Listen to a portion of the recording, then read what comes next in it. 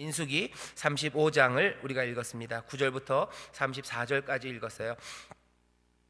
오늘 말씀을 보면 여러분들이 뭐 잘 아는 이야기입니다. 오늘 수요 일부 예배 나오신 분들은 뭐 대부분이 교회를 다니신 지가 좀 오래 되셨어요. 우리 권사님들 많으시고, 그래서 들어본 이야기입니다. 그리고 들어본 이야기 도피성이라는 거죠. 도피성 얘기를 아는 사람은 그래도 교회를 좀 다녀신 분들이에요. 처음 다니시고 조금 뭐 이럴 땐 도피성 그런 거 잘 몰라요. 근데 여기 도피성을 들어보신 분들이 많으실 거예요. 도피성 오늘 처음 들어보신 분 손 들어주셔요. 없으셔요? 한 분 계셔요. 예, 용감하십니다. 예, 고맙습니다. 도피성이에요. 말 그대로 도망가서 피하는 성읍이에요. 지난주에 우리가 읽었습니다. 지난주에 레위에게 성읍을 몇 개를 줘요? 48개를 줘요. 12 곱하기 4일 겁니다. 12집하고 사방이라는 의미일 거예요. 12집과 사방에 레위가 가득하다고 얘기했어요. 그 중에 6개의 성읍을 정합니다. 3개는 요단강 동편, 3개는 요단강 서편, 양쪽에 흩어져 있어요. 오늘 본문을 보면 그러죠. 여기 보면 이렇게 돼 있어요. 세 성읍입니다. 14절이에요. 세 성읍은 요단 이편에 주고 세 성읍은 가나안 땅에 주어. 가나안 땅은 요단 동편이죠. 요단 이편은 지금 머물고 있는 그 요단 동편이고요. 셋은 가나안 땅, 이제 가게 될 그 가나안 땅 3개입니다. 동편과 세편에 도피성을 3개를 흩어 놓으신대요. 6개가 도피성이 있습니다. 이 6개의 도피성은 이스라엘 곳곳에 흩어져 있죠. 오늘 이 도피성에 대해서 얘기를 할 겁니다. 자, 도피성 레위에게 줬던 48개 중에 3개, 요단강 동편 3개, 그리고 서편에 3개. 레위를 이스라엘 땅에 확 흩어 놓으신 것처럼요, 도피성도 다 6개를 이스라엘에 흩어 놓습니다. 오늘 여러분들이 이 도피성을 우리 한 분 빼고는 몽땅 다 들어보셨어요. 오늘 이 도피성을 좀 더 알았으면 좋겠어요. 도피성이 그냥 살인하고 죄 지은 사람이 거기 들어가면 뭐죠? 죽지 않고 사는 곳. 신라 시대에 여러분들 국사 공부하신 거 생각하시면 무슨 소도라는 곳이 있었어요. 소도죠. 소도에 가면 무슨 제사장이 다스리는 조그만 도시죠. 동네죠. 죄를 지은 사람이 소도로 숨어 들어가면 뭐 거기에서는 죄를 묻지 않는다, 뭐 이런 거 우리가 국사 시간에 배우고 이야기들이 있기 때문에 도피성도 죄 지은 사람이 그냥 가면 거기 가서 죄를 받지 않고 벌을 받지 않고 그냥 은혜로 살아가게 하는 그런 곳인가 보다라고 생각하면 그건 좀 아닙니다. 그거보다는 좀 더 구체적인 제도가 이 도피성 안에 있습니다. 이스라엘이 살아가는 방식이에요. 이스라엘아, 하나님이 정하시죠. 여호와께서 정하셔요. 너희들 가나안 땅에 들어가고 이제 땅을 얻어서 살게 될 텐데 너희들에겐 이런 제도가 필요하대요. 이렇게 살아라 하고 주신 제도입니다. 도피성이라는 제도예요. 모든 제도는요 이유가 있습니다. 그 제도를 왜 줬는지 이유가 있고 죄송합니다. 그 이유의 밑바탕을 보면요, 세상을 향한 세계관이죠. 세계를 어떻게 보는지 그 원리가 그 밑에 담겨져 있어요. 우리도 전에 없었던 것들이 요즘 좀 생깁니다. 우리 권사님들 학교 다니실 때 학교에 급식실, 식당이 있었나요? 없죠. 근데 요새는 학교마다 급식실, 식당 없는 학교가 대한민국엔 없어요. 다 있습니다. 이거 왜 그런 거예요? 학교마다 그 식당을 돌아라는 제도를 만들어요. 이 제도를 만드는 이유가 있죠. 이유가 있고 그 밑에 깔려 있는 원리들이 있습니다. 그 뭐죠? 왜 학교에다 식당을 뒀을까요? 나쁘게 얘기하면 엄마들 노동력을 뺏어 먹으려고 그러는 거예요. 엄마들 나가서 일한다고 생각하는 거죠. 엄마가 아니면 아빠도 마찬가지. 집에서 밥 사주면 뭐가 그 시간에 나가서 일하라는 거예요. 그 대신 나라가 밥을 준대요. 뭐 좀 이상하죠. 더하기 어려운 아이들, 밥 못 먹는 아이들 밥을 주겠다는 의미가 있고요. 또 하나는 뭐 거기서 빈부격차가 생겨서 누구는 소세지 반찬인데 누구는 그냥 고추장에다가 멸치만 싸우면 뭐가 이상해진다는 거예요. 근데 이건 전 마음에 안 듭니다. 모르겠어요. 제가 둔해서 그랬는지 모르지만 학교 다닐 때 무슨 소세지 반찬 싸우는 녀석들이 있었어요. 그리고 밑에 계란 프라이를 밑에다 깔죠.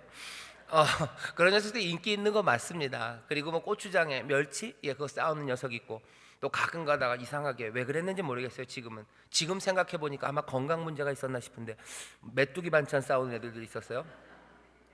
근데 그거 가지고 그렇게 애들이 뭐 빈부격차, 뭐 기죽고 그러지 않았었던 것 같다고 일단 저는 생각합니다. 뭐 김치만 막 싸와요. 그래서 김치 국물이 흘러서 가방에 막 터지고 그러면 그게 짜증나서 그랬지, 밥 먹는데 그거 가지고 아이들이 그랬나 싶어요. 어쨌든 그 밑바탕에 뭐가 깔려 있는 거야. 아이들도 빈부 이 차이 때문에 가슴 아파하는 거, 이거는 안 된다라는 원리가 있는 거죠. 뭔가 평등해야 돼요. 그리고 어려운 아이들 같이 밥 먹어야 돼요. 그렇기 때문에 학교에다 식당 만든 거예요. 전에는 복지관 이런 거 없었습니다. 그렇지만 이제는 뭐 구마다 복지관들이 많아요. 다 뭡니까? 제도를 만드는 거. 그 밑에 이유가 있어요. 그 이유 밑에는 또 세계관이 깔려 있습니다. 하나님이 도피성을 만들어라 하는 것도 그냥 단순한 이야기가 아닙니다. 도피성 6개를 이스라엘 전역에 흩어놨어요. 여기에 삶에 대한 그리고 하나님에 대한 우리가 깨달아 알 수 있는 것들이 있습니다. 우리가 이스라엘을 살아가는 게 아니기 때문에 도피성이 우리 가운데는 없죠. 옛날에 이스라엘이 도피성이 있었나 보다. 무슨 성경 퀴즈 대회에 맞추려고 우리가 요 이야기 하나 읽는 건 아닙니다. 오늘 이 도피성이라는 제도 그 밑에 깔려있는 세계관이에요. 하나님은 어떤 분인지 그리고 우리는 어떤 사람인지에 대해서 이 도피성이 말해주는 게 많습니다. 그것들을 알기 시작하면요, 우리가 해야 될 일들이 이제 보이기 시작해요. 도피성, 오늘 말씀을 읽어보면 여러분들이 한번 집에 가서 다시 더 자세히 읽어보실 거라고 생각하고, 또 우리 목사님이 읽어주실 때 여러분들이 눈으로 또 마음으로 따라 읽으면서 이 내용들을 잘 숙지했다고 생각하고 말씀을 전합니다. 레위인에게 준 48개 중에서 6개를 도피성으로 만들었고 그 모든 것들을 흩어놨어요. 왜 흩어놓습니까? 어디서든지 빨리 가야 돼요. 어디 한 군데 모여 있으면요 좀 불리합니다. 그 근처 사는 녀석들만 좋아요. 그럴 수 없어요. 모두에게 이건 다 적용돼야 되기 때문에 6개를 흩어놓습니다. 요단 동편과 요단 서편에 흩어놔요. 도피성이 말하는 건 2가지입니다. 하나님의 은혜예요. 하지만 그거보다 더 도피성이 보여주는 건 하나님의 의입니다. 죄 지은 사람, 사람을 죽인 사람이 숨어 들어갈 수 있는 곳이라 그게 은혜인 것 같지만 오늘 본문을 잘 보면요, 도피성은 하나님의 은혜보다도 뭘 더 얘기하는 거예요? 도피성의 존재는 하나님의 의를 얘기합니다. 의로우신 하나님이에요. 하나님의 의를 어떻게 이루어요? 도피성은 뭐 하는 곳이냐면요, 먼저 누군가 사람을 죽이면 그 사람은요 도피성으로 도망가야 돼요. 왜냐하면 이때만 해도 친족의 복수입니다. 보수하는 법이 있었어요. 가까운 친족이 죽여야 돼요. 그죠? 내 가족을 죽였어요. 그러면 가만히 둡니까? 가만둘 수 없어요. 가족이 죽여야 돼요.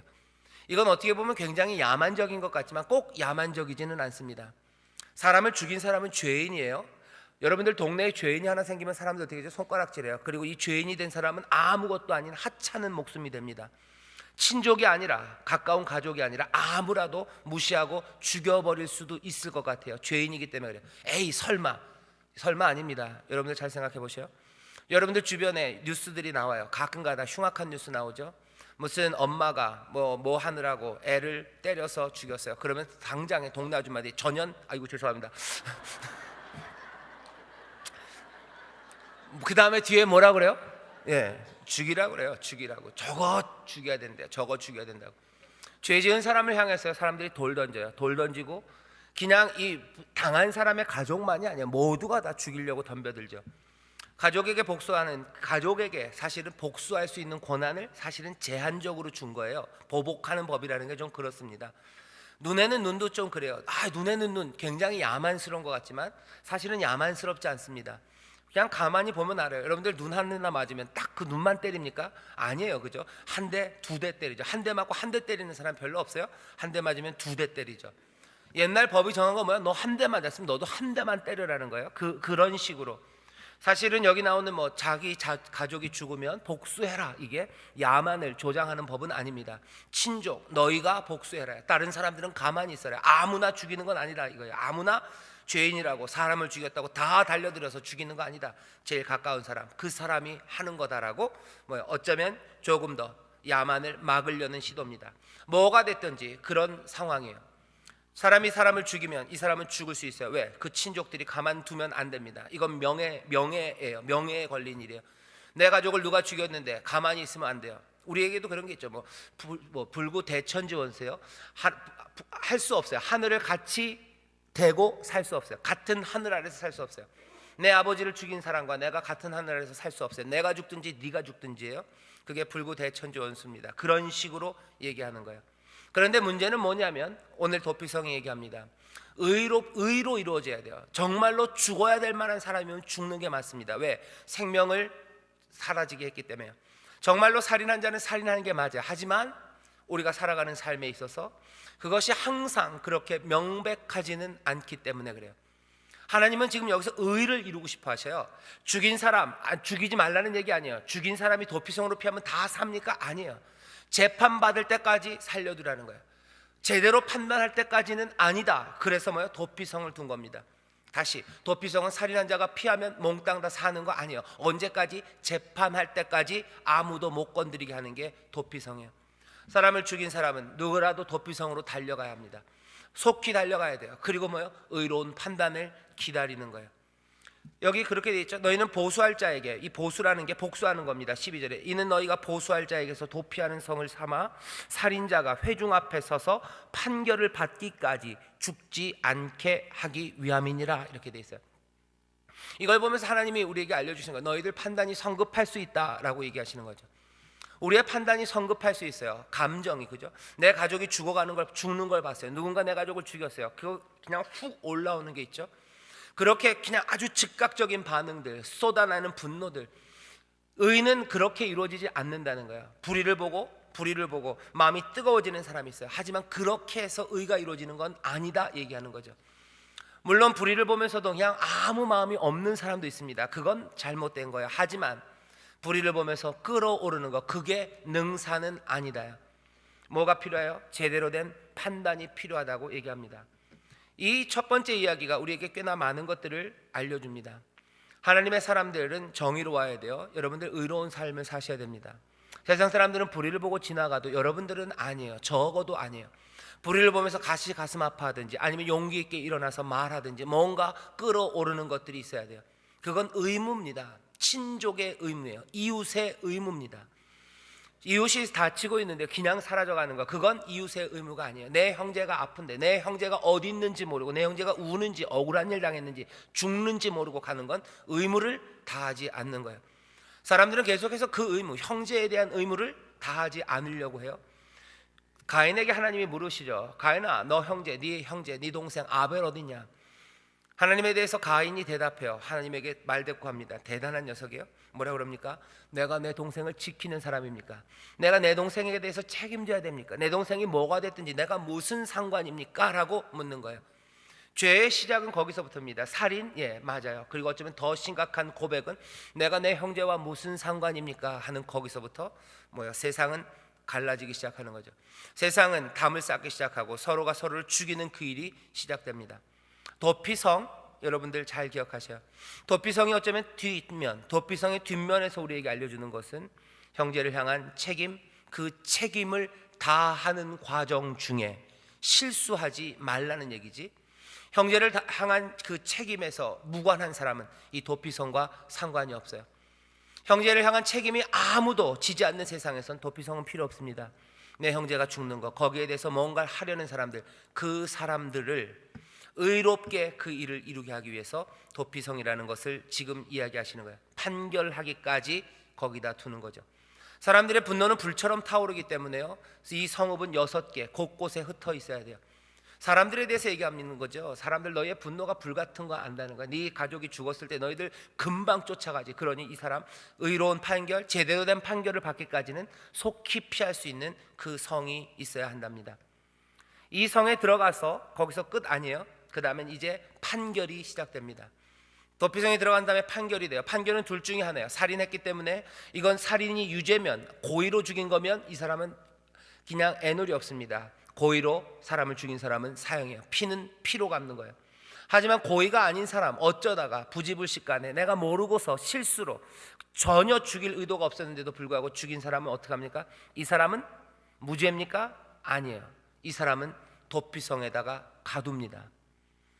거기 25절에 있어요. 피를 보수하는 자의 손에서 살인자를 건져내어 그가 피하였던 도피성으로 돌려보낼 것이요. 도피성으로 다시 가요. 그럼 이제 그때부터 도피성은 도피성이 아닙니다. 약간의 감옥이 되죠. 그는 거룩한 기름 부음을 받은 대제사장이 죽기까지 거기 거할 것이니라. 자기 당대의 대제사장이 있어요. 그 대제사장이 죽을 때까지 거기 갇혀 있는 거예요. 기한이 정해진 유배입니다. 그리고 대제사장이 죽으면 나올 거예요. 죽어야 나옵니다. 그죠? 어떻게 보면 뭐예요? 피 흘림이 있어야 돼요. 죽어야 나와요. 누군가 죽어야 거기서 나오는 거지. 피 흘림, 살인에 대해서 하나님이 쉽게 생각하지 않으셔요. 부지불식간에 내가 모르고 했다고 해서 그 결과가 아무것도 아닌 것이 되냐? 그러지 않아요. 아이들 야단치면 그러죠. 내가 모르고 그런 거래요. 아이들만 그럽니까? 아니에요. 어른들도 그래요. 내가 모르고 그런 건데 뭘 그렇게 그러냐? 모르고 그랬어요. 그러니 뭡니까? 죽인 거에 사형은 아니에요. 하지만 도피성 그곳에서 대제사장이 죽을 때까지 그 책임을 다해야 합니다. 그 징벌이죠. 그 벌, 그것들 받아야 돼요. 도피성의 이 이야기, 판단, 의로운 판단을 만들기 위해서는요, 또 어떻게 해야 됩니까? 혼자는 안 돼요. 증인 하나로는 안 됩니다. 30절 보면 이렇게 돼 있어요. 무릇 사람을 죽인 자 곧 고살자를 증인들의 말을 따라서 죽일 것이나. 이건 그냥 증인들이 있어야 돼요. 그냥 그럴 거라는 추측은 안 돼요. 누군가 와서 분명히 증거해야 돼요. 십계명에 그래서 나오는 겁니다. 너희는 거짓 증거하지 말아라. 왜? 거짓 증거는 뭐예요? 사람을 살고 죽게 하는 거예요. 거짓말하지 말아라. 왜? 모든 판단은 누구에게? 너희의 증거, 너희들의 말들에 달려 있기 때문이라고 말씀하시는 거예요.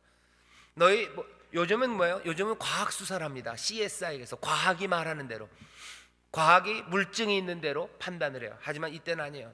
물증보다 더 중요한 건 거짓말하지 않는 사람들의 증언이 더 중요합니다. 하지만 한 사람은 안 돼요. 적어도 두 사람 이상의 증언입니다. 왜 이럽니까? 재판이 의롭게 이루어지게 하기 위해서요.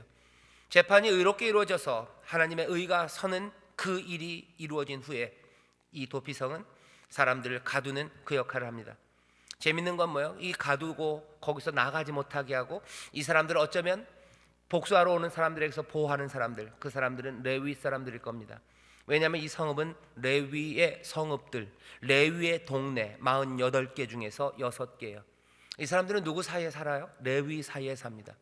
레위는 이 사람들을 보호해요. 보호할 뿐만 아니라 이 사람들이 나가지 못하도록 막는 역할을 합니다. 여기도 좀 의미가 있는 것 같아요. 의로운 재판이 필요해요. 그리고 또 이 일을 레위가 합니다. 레위는 하나님의 일을 맡아 가진 사람들이에요. 곳곳에 흩어져서 말씀대로 살아가며 하나님을 섬기는 준비를 하며 살아가는 사람들이죠. 이 사람들은 여기 있는 이 죄인들이죠. 죽은 살인을 한 이 사람들을 보호합니다. 품어줘요. 이 사람들을 품는 데서 끝나는 거 아니에요. 이 사람들을 보호할 뿐만 아니라 나가지 못하게 해요. 다시 죄짓지 못하게 하고 다시 위험한 곳으로 나가지 못하게 하는 것, 그 일을 레위가 합니다. 이제 여러분들 보시면 이제 알아요. 마지막으로 그것만 얘기하면 되죠. 재판을 그냥 너희들 잘 해라 그러지 않으시고요, 재판의 기준을 주셔요. 고살이라고 나오는 말이요, 고의로 살인한 사람입니다. 고의로 살인한 것, 그건 뭘로 따져요? 두 개입니다. 하나는 마음이에요. 하나는 그리고 물증입니다. 마음만 가지고는 아니에요. 물증이 있어요. 물증은 뭘로 확인되냐면 도구입니다. 사람을 죽였는데 그냥 어쩌다가 죽일 수 있거든요. 근데 그냥 사람 말만 믿을 수는 없어요. 그죠? 사람 말만 믿을 수 없고 증거들이 하나씩 보이는데 그 중에 하나가 사람을 철 연장으로 죽였으면 이건 그냥 고살이라는 거예요. 내가 죽일 의도는 없었어요 하면서 철로, 그거는 아니죠. 그죠? 사람들이 그래요. 무슨 내가 뭐 이렇게 죽일 의도는 없었어요. 그런데 그냥 총으로 쐈다는 거예요. 총으로 쏴도 멀리서 쏜 게 아니라 이렇게 머리에다 갖다 대고 빵 쏘놓고 내가 죽일 의도는 없었다고. 그건 뭡니까? 이건 말도 안 되는 거예요. 이건 말도 안 됩니다. 미필적 고의 이런 얘기 하는데요, 말도 안 된다. 철 연장으로 사람을 쳐서 죽였냐? 그러면 묻지도 말아라. 이건 고살이라는 거예요. 또 뭐예요? 사람을 죽일 만한 돌입니다. 그냥 조그만 돌을 해서 던졌는데, 아니면 돌로 그냥 때렸는데 정말 뭐가 잘못돼서 죽는 경우가 있어요. 뒤로 넘어져도 머리가 깨지는 경우가 있고 접신물에도 어떻게 사람이 죽을 수도 있죠. 하지만 사람을 죽일 만한 돌을 손에 들고 사람을 쳐 죽였다. 그러면 이거는 묻지 말아라. 이건 고살이다. 이건 고의로 죽이려고 죽인 거래요. 사람을 죽일 만한 돌, 또 사람을 죽일 만한 나무입니다. 아마 나무라는 게 무슨 나무로 아마 나무를 깎아 만든 것들이겠죠. 깎아 만들고 아니면 날카롭게 만든 창들 이런 걸 겁니다. 그런 걸로 사람을 죽였냐? 그러면 이건 고살이다. 사람을 죽일 만한 나무로 했어요. 그러면 이 사람들은 어떻게 합니까? 미워하는 까닭에 또 밀쳐 죽었어요. 밀어서 죽었어요. 그럴 수 있죠. 하지만 이게 그냥 어쩌다 툭 쳐서 민 게 아니라 미워서, 진짜 미워서 죽이려고 기회를 엿보아 무엇을 던졌어요. 그리고 찬스를 봐가지고 던졌어요. 그래서 죽이거나, 이런 사람들 의도가 명확하면 이 사람들은 고살입니다. 고살은 어떻게 해야 돼요? 반드시 죽일지니. 누가 죽입니까? 보수하는 자가 그 고살자를 만나거든 죽일 것이라. 이것도 마찬가지예요. 누가 죽여요? 복수하는 사람이 있어요. 가장 가까운 친족입니다. 가족입니다. 그 사람이 만나거든 그 사람을 죽이래요. 거기에 대해서는 이 죽인 사람의 죄는 없습니다. 여기 왜? 이 사람은 죽어야 될 사람이기 때문에 그래요. 죽여야 될 사람이 있고요, 그 다음에 도피성으로 감금해야 될 사람이 있어요. 22절부터 나오면 원한 없이 우연히 사람을 밀치거나 기회를 엿봄이 없이 무엇을 던졌어요. 우연히 밀쳐서 기회를 보고서 던진 거 아니에요. 그냥 화가 나서 던졌는데 죽일 만한 것들은 아니었는데, 그런 돌은 아니었는데 그걸 맞고 죽을 수도 있죠. 보지 못하고 사람을 죽일 만한 돌을 던져서 죽였다 하자. 이는 원한도 없고 해하려 한 것도 아닌즉 회중이 친자와 피를 보수하는 자 간에 이 규례대로 판결하여 피를 보수하는 자의 손에서 살인자를 건져내어 그가 피하였던 도피성으로 돌려보낼 것이요 그는 거룩한 기름 부음을 받은 대제사장이 죽기까지 거기 거할 것이니라. 그러나 살인자가 어느 때든지 그 피하였던 도피성 지경 밖에 나갔다 하자 피를 보수하는 자가 도피성 지경 밖에서 그 살인자를 만나 죽일지라도 위하여 피 흘린 죄가 없나니 이른 살인자가 대제사장의 죽기까지 그 도피성에 유하였을 것입니다. 거기 있어야 되는데 나가면 그 보호에서 벗어나는 겁니다. 그러면 죽여도 상관없대요. 대제사장의 죽은 후에는 그 살인자가 자기의 산업의 땅으로 돌아갈 수 있느니라. 이 사람은 언제 풀려납니까? 대제사장이 죽으면 풀려나요. 대제사장이 죽으면 풀려나요. 여러분들 히브리서 보면 예수님이 대제사장이셔요. 대제사장이 자기를 제물로 바치셔요. 뭔가 풀려나는 그 일들은 여기 이 도피성의 이야기에서 보입니다. 어느샌가 도피성의 이야기는 점점 더 예수 그리스도 그리고 은혜 그리고 새로운 삶 이것들로 넘어가기 시작해요.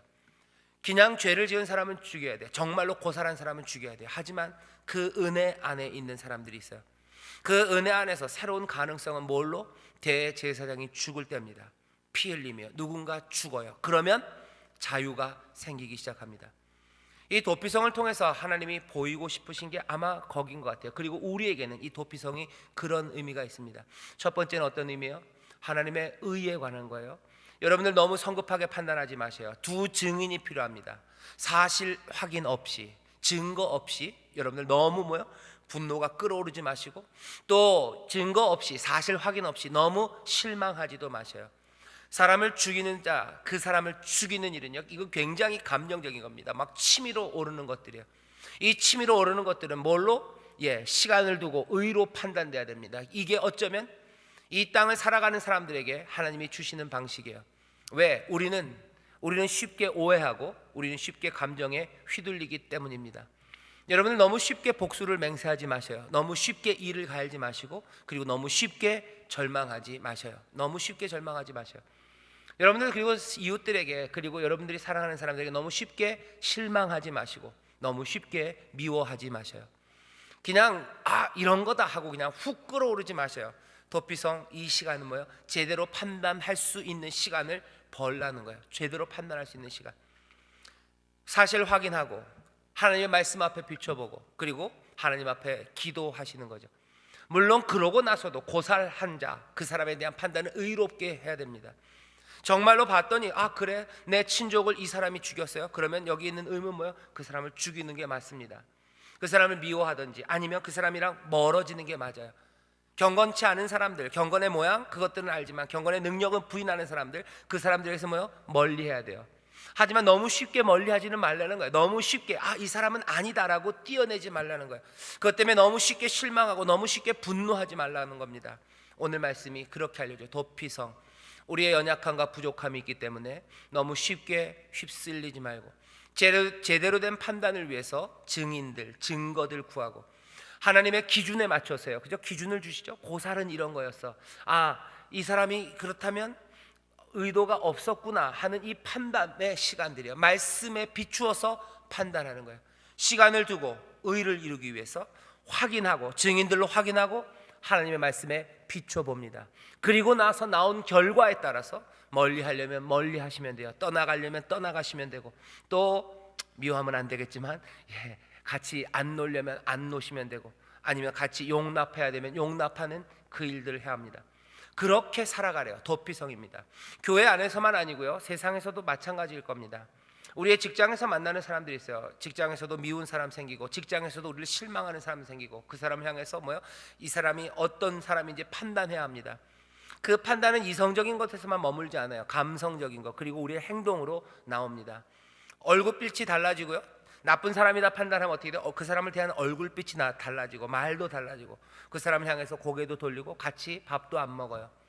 어쩌면 같이 밥도 안 먹어야 맞는 사람이 있습니다. 꼭 사람들이랑 밥을 다 같이 먹어야 되는 거 아닙니다. 그죠? 소화 안 되는데 그럴 필요 없어요. 하지만 정말로 그래야 되는 사람인지 뭐요? 판단하셔야 돼요. 너무 쉽게는 아니에요. 아까 말씀드렸죠? 시간을 두고 여러 증인들이 필요하죠. 증거, 사실들 확인하고. 그런데도 그렇고 또 말씀의 기준에 비추어 봤을 때 정말 그렇습니까? 그러면 같이 할 일은 아니에요. 위하여 기도할 수는 있죠. 성령의 인도하심 따라 긍휼히 여기고 불쌍히 여길 수는 있어요. 하지만 꼭 같이 살아야 되나? 그렇지는 않습니다. 여기 오늘 말씀이 거기까지면 그냥 그런데 아까 말씀드린 것처럼 뒤로 갈수록 뭔가 우리에게 다른 것들을 보여줘요. 대제사장이 죽어야 됩니다. 그리고 또 그 뒤에 있는 말씀이 재미있어요. 이 일이 있고 나서요, 속전이라는 얘기를 해요. 속전이라는 말이 나와요. 이 속전이라는 말, 그러니까 속한다는 거예요. 뭔가 이거를 바꿔 갇혀 있는 사람을, 도피성에 갇혀 있는 사람을 풀어주기 위한 돈이에요. 고살했기 때문에 죽어야 되는데 그것들을 어떻게 풀어주기 위한 돈들, 그런 것들은 안 된다요. 절대 안 된다. 속전은 안 된다. 적어도 왜 안 돼요? 이건 생명의 일이기 때문에 안 돼요. 이것들을 풀 수 있는 방법은 없다 얘기하는 거야. 풀 수 있는 방법은 없다. 생명에 관한 것들을 건드렸어요. 이 사람들은 땅을 더럽힌 거예요. 땅을 더럽혔어요? 예, 땅을 더럽혔습니다. 뒤에 33절에 보면 너희는 거하는 땅을 더럽히지 말래요. 사람을 죽인 걸 뭐라고 얘기하셔요? 너희는 땅을 더럽혔대요. 땅을 더럽혔어요. 뭘로? 피는 땅을 더럽히거냐. 너희들이 피를 흘렸어요. 생명을 죽였다는 거죠. 생명의 주인은 하나님이신데 너희들이 마음대로, 그죠? 생명의 주인은 하나님이십니다. 왜? 하나님께서 생기를 불어넣으셔서 살게 하셨어요. 모든 생명은 다 하나님에게 속했죠. 생명의 주인이 붙잡고 계신 걸 너희들이 끌어내린 거예요. 너희들이 죽인 거예요. 피 흘린 거예요. 그 피는 어디로 떨어집니까? 피는 땅에 떨어져요. 이 땅은 어느 곳입니까? 하나님이 여호와가 이들과 함께 하시는 땅이에요. 피가 땅에 떨어지면 땅은 더럽혀집니다. 그리고 더럽혀지는 건 심각한 문제예요. 왜? 그 땅에, 그곳에 하나님이 함께 하시기 때문입니다. 우리의 죄가 우리의 형제의 피를 흘린 게 하나님과 무슨 상관인가 묻는 거에 대한 답이에요. 우리의 형제의 피를 흘리면 땅은 더러워집니다. 그리고 그 생명의 주인은 하나님이시고 그 땅에 하나님이 거하셔요. 하나님이 거하시는 그곳에 피가 흘려진 거예요. 하나님이 거하시는 그곳에 죄가 덕지덕지 지워지지 않는 그 흉측한 것이 뿌려진 겁니다. 그러니 모든 죄는 형제와 사람에게 관한 것만이 아니에요. 사람들은 그래서 묻죠. 왜 죄를 지고 잘못을 했으면 그 사람에게 용서를 구해야지 왜 하나님에게 용서를 구하냐? 왜 하나님에게 용서를 구하냐고요? 그 피 흘려서 그 땅이 더럽혀졌기 때문이에요. 생명의 주인이 하나님이신데 하나님의 것을 함부로 대했기 때문입니다. 우리가 죄를 지으면 그래서 하나님과 우리 사이에 화목이 깨지는 거예요. 내가 누군가를 죽여요. 말로 죽이고 사람을 절망하게 했어요. 그럼 내가 그 사람에게만 잘못한 거 아니에요. 그건 이 땅을 더럽힌 거예요. 죄는 땅을 더럽힙니다. 죄는 땅을 더럽히고 그것이 하나님께 문제가 되는 것은 이 땅에 하나님이 발을 대고 거하시기 때문에 이 땅도 하나님의 것이고 여기 하나님이 계신데 거기를 이 사람들이 더럽혔죠. 용서를 구할 때 그래서 모든 죄는요, 어쩌면 내 형제는 내가 잘못한 거 모를지 몰라요. 하지만 누구는 아십니까? 하나님은 아셔요. 내가 누구 배신하고 누구 등쳐먹은 거 그 사람은 순진하고 아니면 모자라서 모르고 사는지도 몰라요. 하지만 하나님은 아십니다. 모든 죄에서 항상 제일 많이 아프신 분은 누구예요? 하나님이셔요. 누가 제일 많이 당하셨습니까? 하나님이 제일 많이 당하셔요. 눈 뜨고 당하시고요. 몽땅 다 알고 아파하시는 분이 하나님이셔요. 죄가 그것들이 당한 사람에게도 아픔이 되는 거 맞아요. 하지만 하나님은 늘 그거보다 적어도 그 이상으로 그 죄로 말미암아 영향을 받으신 분은 하나님이셔요. 그러니 어떻게 됩니까? 모든 죄의 용서는 형제에게 가야 되는 거 맞아요. 그리고 모든 죄의 용서는 하나님께 가야 되는 게 맞습니다. 왜 잘못을 하고 하나님께 용서를 구할까? 내가 하나님께 잘못했나? 예, 하나님께 잘못했어요. 내가 하나님의 것을 뭘 빼앗았나? 예, 하나님의 것을 빼앗았어요. 내가 하나님의 것을 빼앗았을 뿐만 아니라 하나님의 것을 더럽힌 겁니다. 그러니 죄는 하나님과 우리 사이, 인생들 사이에 화목함을 깨뜨리는 거예요.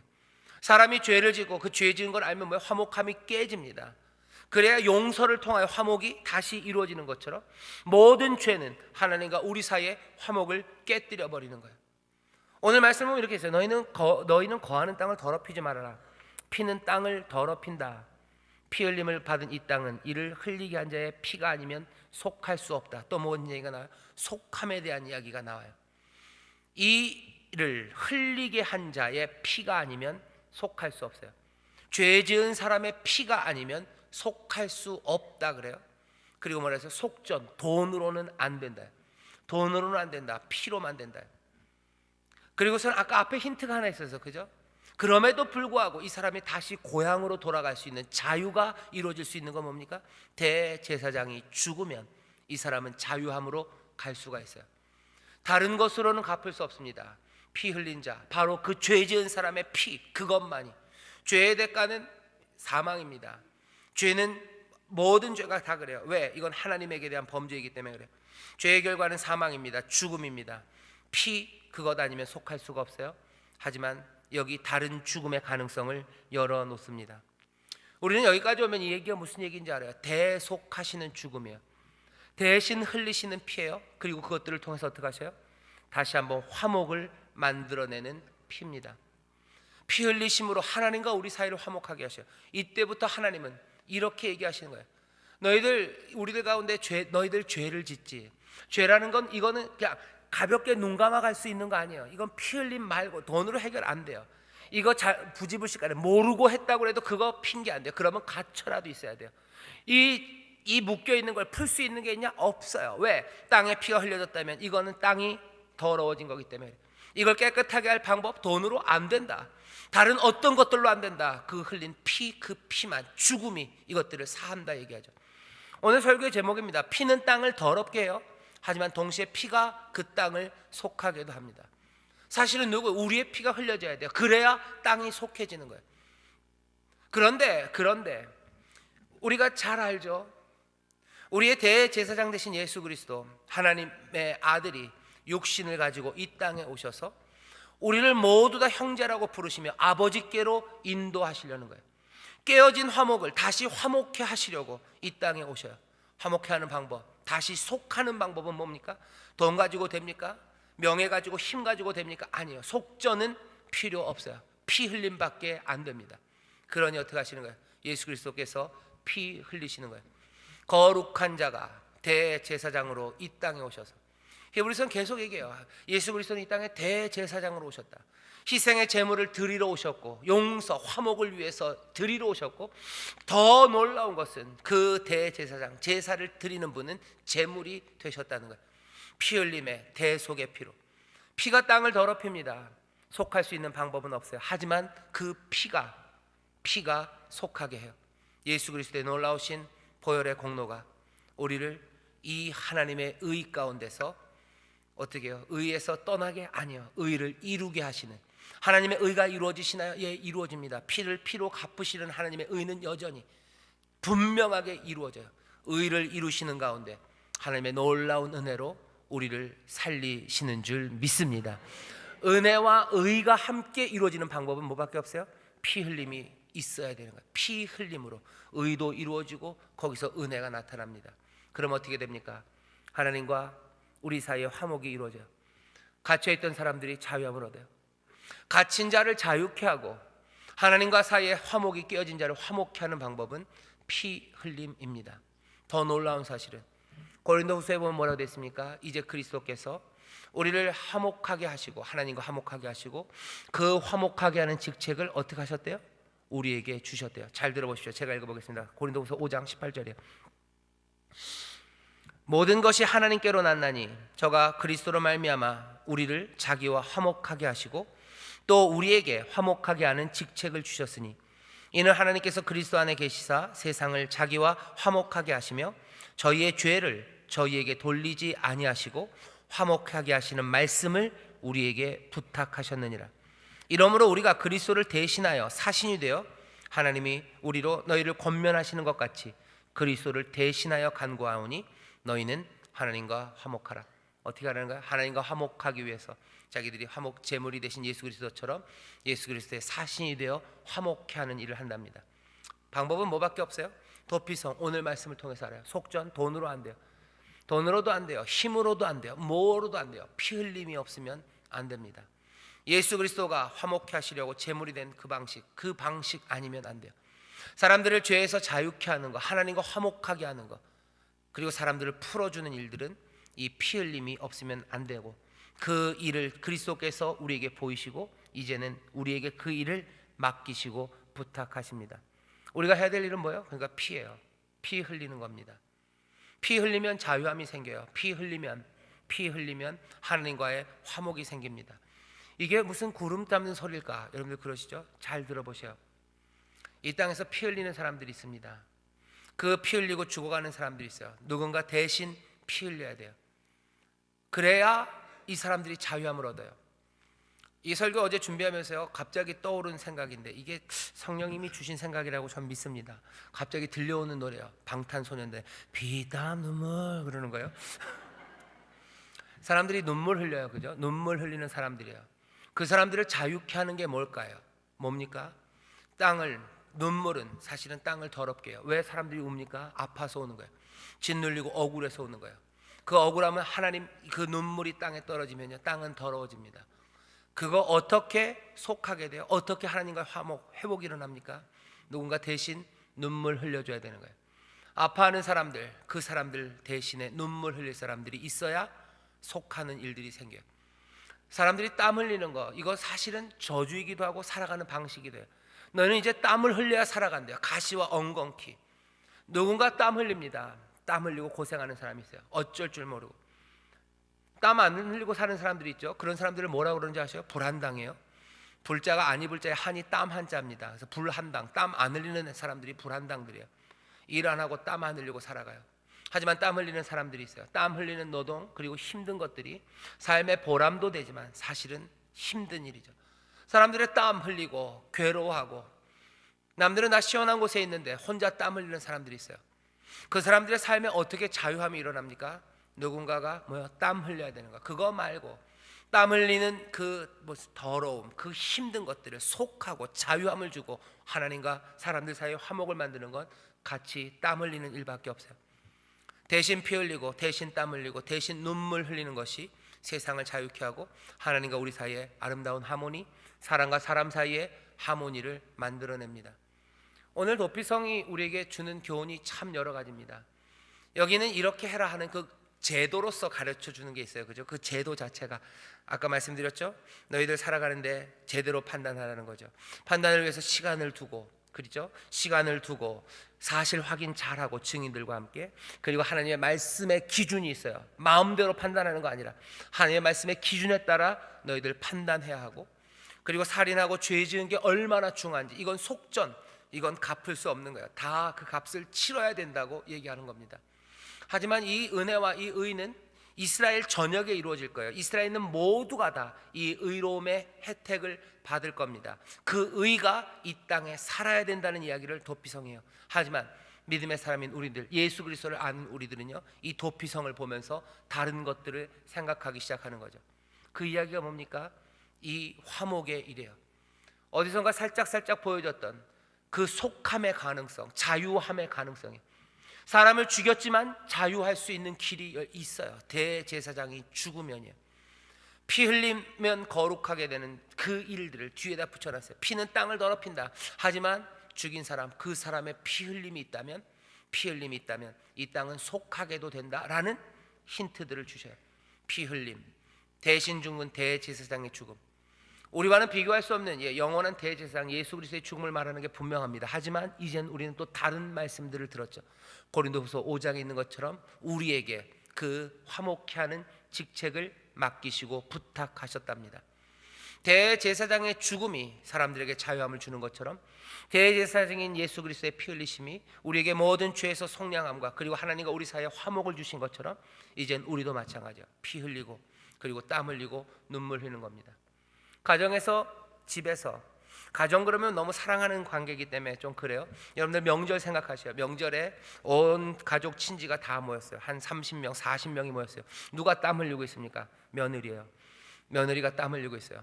그러면은 그 땀은요, 아쉽게도 혼자 흘리는 그 땀들은요, 땅을 더럽게 합니다. 왜 더러워요? 왜 그걸 거룩하지 못하게 합니까? 누군가는 배두들기고 끽끽대고 있는데 누군가는 거기서 땀 흘리고 있다는 거, 이게 하나님의 선하신 뜻이 아닌 게 분명해요. 네 며느리는 어딨냐? 그러면 시어머니가 대답해요. 아니, 올케가 대답해요. 내가 내 며느리를 지키는 사람입니까? 올케는 지가 알아서 살겠죠. 알아서 하고 있겠죠. 그건 뭐요? 그 땅은 더러워지는 거예요. 거기에는 하나님과의 화목 없어요. 거기에는 화목, 하모니는 없어요. 그 땀은 누가? 다른 사람이 땀 흘려야 이건 속해지는 거예요. 이 일을 남편이 하든지 아니면 아들이 하든지 제일 좋은 건 누굽니까? 옳게 가는 게 제일 좋아요. 그렇게 땀 흘리면 달라지는 거예요. 가족들이 모여서 눈물 흘리고 있는 사람이 있어요. 눈물 흘립니다. 직장에서 눈물 흘리는 사람들이 있어요. 구사리 먹고. 누가 눈물 흘려요? 약한 사람이 눈물 흘려요. 요즘 좀 과도하게 뉴스에 많이 나오는데 계속해서 좀 속상한데 대한항공 얘기가 많이 나오죠. 왜냐하면 왜 대한항공이 속상하냐면 그 대한항공이 하는 학원, 그 학교를 해요. 그게 인하대입니다. 인하대, 인하부고 다 거기가 대한학원 정석학원이에요. 정석항공고 뭐 인하대학병원 그게 다 거기에요. 그리고 인천공항 뭐 인천이랑 꽤 관련된 기업입니다. 거기 보면 뭐 하는 거예요? 거기 눈물 흘리는 사람들이 보여요. 누구예요? 야단 맞고 눈물 흘리고 무슨 매실차로 맞았는지 뭐가 튀었는지 모르겠지만 눈물 흘리는 사람들이 있어요. 야단 맞고 쫓겨다니고 도망다니고 거기 보면 뭐 죄송하지만 막 밀치는 이들도 있고 뭐 서류 막 집어 던지고 거기 뭐 눈물 흘리는 사람들이 있어요. 그 눈물은 땅을 더럽게 합니다. 그 얘기는 뭐예요? 그 사람들 눈물 흘리는 거 하나님이 그거 절대 기뻐하지 않으셔요. 이건 뭐예요? 그래서 그 사람들에 대한 죄만이 아니에요. 하나님에 대해서 범죄하는 겁니다. 죄를 지은 거예요. 그렇게 그거는 사해지지 않아요. 눈물 그렇게 흘려지는 눈물은 땅을 더럽게 합니다. 뭐밖에? 그 눈물 흘리게 했던 바로 그 사람의 피눈물이 아마 속하게 될 거예요. 하지만 그렇게 되지 않는 방법은 하나 있어요. 대제사장의 속전입니다. 대제사장의 죽음이에요. 같이 눈물 흘리는 거기서부터 뭐요? 하나님의 의와 은혜 그것들이 자유함이 있어요. 적어도 하나님의 의는 그 눈물 흘리게 한 사람에게 대해서 물으실 거예요. 하지만 이 눈물 흘렸던 사람의 자유함, 이 자유함, 이 사람들 모두가 다 자유하게 되는 것은 정죄와 그리고 사람들이 뭐죠? 찍어 누르고 너도 당해봐라 하는 그 일이 아니라 대신 흘리는 눈물입니다. 대신 흘리는 눈물, 같이 흘리는 눈물들이에요. 그 눈물들이 화목하게 해요. 하나님과 우리 사이를, 그리고 그 죽인 사람, 그 사람과 하나님 사이, 그리고 우리 사이를 화목하게 만듭니다. 우리는 그냥 우리를 눈물 나게 했던 걔도 그냥 피눈물 났으면 제일 좋겠죠. 하지만 그게 우리의 삶이라고 생각하면 그건 의가 이루어진긴 했지만 은혜는 아닌 것 같아요. 은혜는, 그리고 그 의를 이루시는 은혜는, 의와 은혜가 같이 이루어지는 그곳은 다른 거 아니에요. 피, 땀, 이 눈물이 대신 흘려지기 시작할 때 더 선한 길이에요. 더 놀라운 역사입니다. 더 큰 이상이고요. 그리고 세계와 그리고 삶에 대한 더 깊은 사랑이 여기에 있습니다. 우리가 바라는 건 그거죠. 우리에게 잘못했던 모든 악한 사람들 하나님이 몽땅 다 찍어 누르셔서 이잡듯이 그냥 잡아주시기를, 그들에게서도 피눈물, 그런 기도 나올 때 있어요. 하지만 우리가 그리스도를 따라가는 사람들은요, 그 안에서 하나씩 하나씩 닮아가기 시작해요. 좀 더 높은 길을 따라가기를, 예수 그리스도가 우리에게 부탁하신 그 부탁을 여러분들 감당하시기를. 그래서 어떻게 해야 됩니까? 그 사람들에게 의가 이루어지기를 기도해야 되기도 하겠지만, 화목을 이루기 위해서 우리가 피, 땀, 이 눈물을 흘리는 그 일에 대속제물처럼 나오신 예수 그리스도, 그 그리스도의 본을 받아 하나씩 하나씩 섬기고, 그리고 함께 피 흘리고 땀 흘리고 눈물 흘리기 시작할 때, 대신 흘리기 시작할 때 그 땅이 거룩해지고, 그 거룩한 땅에 하나님은 거하셔서 하나님의 귀한 은혜와 그 복이 그곳에 넘치게 될 줄 믿습니다. 그렇게 여러분들이 피 흘리시고 땀 흘리시고 눈물 같이 흘리실 때 바로 그 가정에, 그 가족들에게 하나님의 거룩하신 은혜와 그리고 화목케 하시는 복이 넘치게 될 줄 믿습니다. 교회에 그렇게 될 줄 믿습니다. 이 땅, 이 사회에 그렇게 될 줄 믿습니다. 그리스도 닮아가는 여러분 되시기를 주의 이름으로 축원합니다. 기도하겠습니다. 하나님 아버지 감사합니다. 어찌 살아야 할지 우리에게 보이십니다. 이스라엘에게 이렇게 살아라 말씀하시니 또 우리도 그 말씀을 보고 배웁니다. 하나님, 급하게 판단하는 자들 되지 말게 하시고 우리 마음대로가 아니라 하나님의 기준으로 판단하게 하시고, 아버지 허망한 것에 휘둘려서 아니라 아버지 하나님 정말로 사실이 무엇인지 하나씩 하나씩 따져 물을 수 있는 자들 되게 하셔서 이 땅에 의가 서게 하여 주옵소서. 하나님 또한 기도합니다. 여기 예수 그리스도의 은혜를 본 자들이요, 예수 그리스도를 따르는 제자들입니다. 하나님의 자녀들, 아버지 하나님 화목케 하는 자, 화평케 하는 자가 복이 있나니 저희가 하나님의 아들이라 하나님의 자녀라 일컬음을 받는다 하셨사오니, 주여 하나님과 땅 사이에 화목을 만들어내고 아버지 하나님 그 복된 삶을 만들어내기 위하여 하나님, 예수 그리스도 아버지 우리 사랑하는 주님처럼 피 흘리고 눈물 흘리고 땀 흘리며 아버지 하나님 그 묶여있는 자들을 자유케 하는 하나님, 하나님의 자녀로 살아갈 수 있도록 아들의 영을 우리 가운데 부으시고 성령의 능력으로 함께 하시고 성령 안에서 하나님의 사랑을 한없이 충만케 하여 주시옵소서. 감사드리며 예수님 이름으로 기도하옵나이다. 아멘.